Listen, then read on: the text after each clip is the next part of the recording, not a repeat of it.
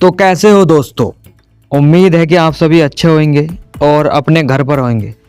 पेश है आज की 10 बड़ी मुख्य खबर। आम आदमी पार्टी के प्रमुख अरविंद केजरीवाल ने गुरुवार को चुनाव आयोग के वरिष्ठ अधिकारियों से मुलाकात की और मांग की कि नई दिल्ली में विधानसभा क्षेत्र से उनके प्रतिद्वंदी भाजपा के प्रवेश वर्मा को दिल्ली चुनाव लड़ने से रोका जाए।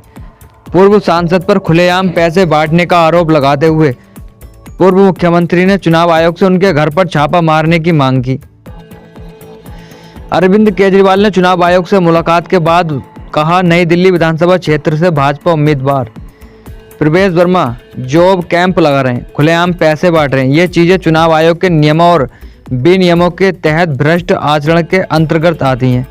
प्रवेश वर्मा को चुनाव लड़ने से रोका जाना चाहिए और उनके घर पर छापा मारा जाना चाहिए ताकि पता लगाया जा सके कि उनके घर में कितना पैसा है। आप सुप्रीमो ने अपना आरोप दोहराया कि मतदाता सूची में फर्जी मतदाताओं के नाम जोड़े जा रहे हैं। समाचार एजेंसी के अनुसार उन्होंने कहा कि दिल्ली विधानसभा क्षेत्र में 15 दिसंबर से 7 जनवरी तक 22 दिनों में 5500 आवेदन वोट रद्द कर दिए और ये आवेदन फर्जी हैं। जब अधिकारियों ने मामले का संज्ञान लिया तो जिन लोगों के नाम पर वोट रद्द करने के आवेदन दिए गए थे उन्हें बुलाया गया। उन्होंने कहा कि उनके नाम पर फर्जी आवेदन दिए गए हैं। बहुत बड़ा घोटाला चल रहा है। पिछले 15 दिनों में नए वोट के लिए 13,000 आवेदन आए हैं। दूसरे राज्यों से लोगों को लाकर फर्जी वोट बनाए जा रहे हैं। केजरीवाल ने आगे आरोप लगाया कि नई दिल्ली विधानसभा क्षेत्र के स्थानीय चुनाव अधिकारी ने भाजपा के सामने आत्मसमर्पण कर दिया है। किसानों ने सरकार के सुधारों को बकवास बताया और कर को लेकर गुस्सा बरकरार रहा। पर्यावरण सचिव स्टीव रीड ने गुरुवार को किसानों के लिए नए समझौते के हिस्से के रूप में इन सुधारों की घोषणा की, लेकिन पिछले वर्ष के बजट को लेकर गुस्सा अभी भी जारी है। ऑक्सफोर्ड फार्मिंग कॉन्फ्रेंस के बाहर प्रदर्शन कर रहे किसानों ने सेक्टर की लाभप्रदता बढ़ाने के लिए सरकार द्वारा हाल ही में घोषित सुधारों को बकवास बताया। कॉन्फ्रेंस के अंदर एक भाषण के दौरान पर्यावरण सचिव स्टीव रीड ने कहा कि सरकार ने किसानों के लिए नए सौदे को पेश किया है जिसका उद्देश्य ब्रिटिश उपज और उत्पादन का समर्थन करना है, आय में विविधता लाना, निष्पक्ष आपूर्ति श्रृंखला सुनिश्चित करना और भविष्य के व्यापार सौदों में किसानों की रक्षा करना है। हालांकि पिछले साल के बजट में उपायों पर चल रहे विरोध के बीच स्थानीय किसान विरोध में बाहर एकत्र हुए, जिसमें 1 मिलियन से अधिक मूल्य के कृषि व्यवसायियों के लिए विरासत कर लगाना और पर्यावरण भुगतान के पक्ष में यूरोपीय संघ युग की सब्सिडी को तेजी से समाप्त करना शामिल है। किसानों ने कर से लड़ो, हमारे खेतों को बचाओ और कृषि कर बंद करो लिखे हुए बोर्ड पर पकड़े हुए थे, जबकि सड़कों पर ट्रैक्टरों की कतारें लगी हुई थी जो लगातार अपने हॉर्न बजा रहे थे और द फाइनल काउंटडाउन बजा रहे थे। ऑक्सफोर्ड शहर में विसेस्टर के पास एक कृषि किसान जूली एडम्स जो विरोध में शामिल हुए। उन्होंने किसानों के लिए सरकार के नए सौदे को बकवास कहा और अपने पहले ही विविधीकरण को लिया। उन्होंने कहा, अधिकांश किसान पहले ही विविधीकरण कर चुके हैं और हम अभी भी संघर्ष कर रहे हैं। सुश्री एडम्स ने विरासत की और सीमा को 1 मिलियन मूल्य खेतों से बढ़ाकर 10 मिलियन करने का आह्वान किया है। दिल्ली हाई कोर्ट ने सोशल मीडिया पर मेदांता के डॉक्टर तेरहान की डीपफेक क्लिप हटाने का आदेश दिया। नई दिल्ली उच्च न्यायालय ने सोशल मीडिया पर प्रसारित मेदांता अस्पताल के चेयरपर्सन डॉक्टर नरेश तेरहान के डीप फेक वीडियो को हटाने का निर्देश दिया गया है। जज मिनी पुष्करणा ने कहा कि यदि वीडियो अपलोड या शेयर करने वालों द्वारा 1 दिन के भीतर वीडियो नहीं हटाया जाता है तो सोशल मीडिया मध्यस्थ आदेश प्राप्त होने के 36 घंटे के भीतर इसे हटा देंगे। अदालत ने 8 जनवरी को कहा कि वादीगण ने निषेधाज्ञा दिए जाने के लिए दृष्टिया मामला प्रस्तुत किया है और यदि कोई एक पक्षीय अंतरिम निषेधाज्ञा नहीं दी जाती तो वादीगण को अपूरणीय क्षति होगी। इसके अलावा सुविधा का संतुलन भी वादीगण के पक्ष में और प्रतिवादियों के विरुद्ध है। यह अंतरिम आदेश मेदांता अस्पताल और डॉक्टर तेरहान की याचिका पर आया है, जिसमें उन्होंने मनगढ़ंत या डीप फेक वीडियो को हटाने की मांग की थी, जिसमें चिकित्सक को चिकित्सा सलाह देते और यूरोलॉजी के क्षेत्र में समस्याओं के इलाज के लिए प्राकृतिक उपचार का प्रचार करते हुए दिखाया गया था। एरो इंडिया 2025 से पहले दिल्ली में राजदूतों की गोल मेज बैठक की अध्यक्षता करेंगे। रक्षा मंत्री राजनाथ सिंह शुक्रवार को यहां राजदूतों की एक गोलमेज बैठक की अध्यक्षता करेंगे, जिसमें प्रतिभागियों को फरवरी में होने वाले एरो इंडिया 2025 के प्रमुख कार्यक्रम के बारे में जानकारी दी जाएगी।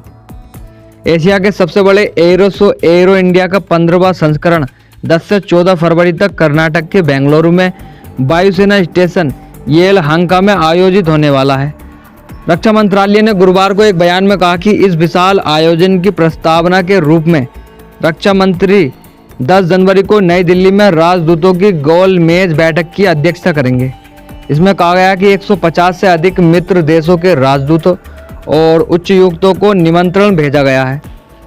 अधिकारियों ने बताया कि रक्षा राज्य मंत्री संजय सेठ और रक्षा मंत्रालय तथा सशस्त्र बलों के वरिष्ठ अधिकारी इस कार्यक्रम में भाग लेंगे। 5 दिवसीय एरो इंडिया में एक पूर्व बलोकन कार्यक्रम, उद्घाटन समारोह, रक्षा मंत्रियों का सम्मेलन, सीओ गोलमेज सम्मेलन, IDE एक्स स्टार्टअप कार्यक्रम, एयरशो इंडिया पवेलियन की एक प्रदर्शनी और एरो स्पेस कंपनियों का एक व्यापार मेला शामिल होगा। बांग्लादेश ने पश्चिम बंगाल की मुख्यमंत्री के इस आरोप को खारिज किया कि भारतीय मछुआरों की पिटाई की गई है। भारत और बांग्लादेश ने 5 जनवरी को 95 भारतीय मछुआरों और 90 बांग्लादेशी मछुआरों की पारस्परिक वापसी पूरी कर ली, जिन्हें समुद्री सीमा पार करने के कारण हिरासत में लिया गया था। ढाका ने गुरुवार को पश्चिम बंगाल की मुख्यमंत्री ममता बनर्जी के इस आरोप का खंडन किया कि हाल ही में बांग्लादेशी अधिकारियों द्वारा रिहा किए गए कुछ भारतीय मछुआरों के साथ मारपीट की गई थी। उन्होंने इस आरोप को निराधार और मनगढ़ंत बताया। भारत और बांग्लादेश ने 5 जनवरी को 95 भारतीय मछुआरों और 90 बांग्लादेशी मछुआरों को वापसी कर ली थी, जिन्हें समुद्री सीमा के किनारे से पकड़ा गया था। सोमवार को 2 महीने से ज़्यादा समय जेल में बंद भारतीय मछुआरों से बातचीत करने के बाद बनर्जी ने कहा कि उनमें से कुछ ने बताया कि बांग्लादेश में हिरासत में रहने के दौरान उनके साथ मारपीट की गई थी। उन्होंने पत्रकार से कहा, मैंने उनमें से कुछ को लंगड़ाते हुए देखा और उन्होंने मुझे बताया कि उनके साथ मारपीट बांग्लादेश में की गई थी। बनर्जी ने कहा कि भारत में अधिकारियों ने 90 बांग्लादेशी मछुआरों की उचित देखभाल की है। उन्होंने कहा, उनमें से कुछ बीमार पड़ गए थे। हमने उनके लिए उपचार सुनिश्चित किया और उन्हें वापस भेजने से पहले उनकी उचित देखभाल की जाएगी। बचाव अभियान में शामिल गोताखोर ने कहा कि उपकरणों के साथ चलने के लिए जगह कम है। पहाड़ी जिले में असम कोयला खदान में बाढ़ के बाद सोमवार से कम 9 श्रमिकों के फंसे होने की आशंका है। 300 फुट गहरी कोयला खदान के तल पर कम से कम 7 चूहे छेद वाली बारूदी सुरंगें हैं, जिनमें से प्रत्येक 2 से 3 फुट चौड़ी है, जिसमें गोताखोरों को अपने उपकरणों के साथ आगे बढ़ने के लिए बहुत कम जगह मिलती है और हमारे पास कोई नक्शा भी नहीं था। यह बात भारतीय सेना की 21 पैरा रेजिमेंट के एक गोताखोर ने बताई, जिसने असम की दीमा हसाओ जिले के 3 किलो क्षेत्र में स्थित कोयला खदान से बुधवार की सुबह फंसे हुए खनिकों में से एक का शव बरामद किया था। पहाड़ी जिले में असम कोयला खदान में बाढ़ के बाद सोमवार से कम 9 लोगों को फंसे होने की आशंका है। सेना, नौसेना, राष्ट्रीय आपदा प्रतिक्रिया बल NDRF और राज्य आपदा प्रतिक्रिया बल SDRF सहित एजेंसियों के गोताखोरों और विशेषज्ञों ने मंगलवार को बचाव अभियान शुरू किया है। जब बुधवार की सुबह पहली बार गोता लगाने के लिए नीचे गया तो मुझे एक मजदूर का शव महसूस हुआ, नेपाल के गोताखोर गंगा बहादुर श्रेतो ने कहा, जिन्होंने मजदूरों के फंसने के लगभग 48 घंटे बाद शव को बरामद किया। शव को बरामद करने वाले बहादुर श्रेतो हैं। भारत एक प्रमुख क्षेत्रीय और आर्थिक खिलाड़ी है, मजबूत संबंध चाहता है, तालिबान मंत्री ने कहा। विक्रम मिस्री और आमिर खान मुत्ताकी के बीच बैठक 2021 में तालिबान के अफगानिस्तान पर कब्जा करने के बाद नई दिल्ली और काबुल के बीच उच्चतम स्तर पर की वार्ता हुई है। तालिबान के कार्यवाहक विदेश मंत्री आमिर खान मुत्ताकी ने कहा कि अफगानिस्तान में तालिबान शासन भारत के साथ राजनीतिक और आर्थिक संबंधों को मजबूत करना चाहता है, जो एक प्रमुख क्षेत्रीय और आर्थिक खिलाड़ी है। बुधवार को दुबई में विदेश सचिव विक्रम मिस्री के साथ बैठक में मुत्तकीन ने भारतीय पक्ष को आश्वासन दिया कि अफगानिस्तान किसी भी राष्ट्र के लिए खतरा नहीं है। साथ ही उन्होंने दोनों पक्षों के बीच राजनीतिक संबंधों के स्तर को बढ़ाने का आह्वान किया है। मिस्री और मुश्ताकी के बीच बैठक ने 2021 में अफगानिस्तान पर कब्जा करने के बाद से भारत सरकार और तालिबान के बीच उच्चतम स्तर की वार्ता को चिन्हित किया। अफगानिस्तान के लिए विदेश मंत्रालय के पॉइंट पर्सन संयुक्त सचिव जेपी सिंह ने अब तक तालिबान तक पहुंचने को संभाला है। अन्य देशों की तरह भारत ने भी तालिबान शासन को औपचारिक रूप से मान्यता नहीं दी और समावेशी तथा व्यापक आधार वाली सरकार के गठन के आह्वान का समर्थन किया। साथ ही भारतीय पक्ष ने अपने हितों की सुरक्षा और अफगानिस्तान से जुड़ी सुरक्षा चिंताओं को दूर करने के लिए तालिबान के साथ अपनी बातचीत को आगे बढ़ाया है। विधानसभा चुनाव नजदीक आते ही नई दिल्ली निर्वाचन क्षेत्र में कड़ी टक्कर शुरू हो गई है। भ्रष्टाचार विरोधी लहर पर सवार होकर दिल्ली विधानसभा सीट से 3 बार विजय हुई दिल्ली की सुप्रीमो अरविंद केजरीवाल, जो धन शोधन के एक मामले में जमानत पर है, उनको इस चुनाव में कठिन चुनौतियों का सामना करना पड़ रहा है, क्योंकि भ्रष्टाचार के खिलाफ आवाज उठाने वाले की उनकी छवि निवासियों के बीच थोड़ी कम प्रभावशाली है। केजरीवाल के लिए संभावनाएं कम हो गई हैं, क्योंकि उनके प्रतिद्वंदी दिल्ली के पूर्व मुख्यमंत्रियों के वंशज भाजपा के प्रवेश सिंह वर्मा और कांग्रेस के संदीप दीक्षित हैं। पूर्व सांसद पूर्व दिल्ली मुख्यमंत्री को सीट से हटाने के लिए हर संभव प्रयास करेंगे, जिससे इन तीनों के लिए प्रतिष्ठा का मामला माना जा रहा है। दिल्ली के कुछ सबसे पॉश इलाकों से बना यह निर्वाचन क्षेत्र झुग्गी झोपड़ियों से भी भरा हुआ है, जो कि बाकी दिल्ली से काफ़ी मिलता जुलता है और इसी तरह के व्यवहार की मांग करता है। निर्वाचन क्षेत्र के कई निवासियों का मानना है कि इस बार यहाँ एक खुली लड़ाई होगी, जिसमें कोई भी पसंदीदा उम्मीदवार नहीं होगा। कुछ अन्य लोगों का दावा है कि वादा किया गया कि विकास पूरा नहीं हुआ है।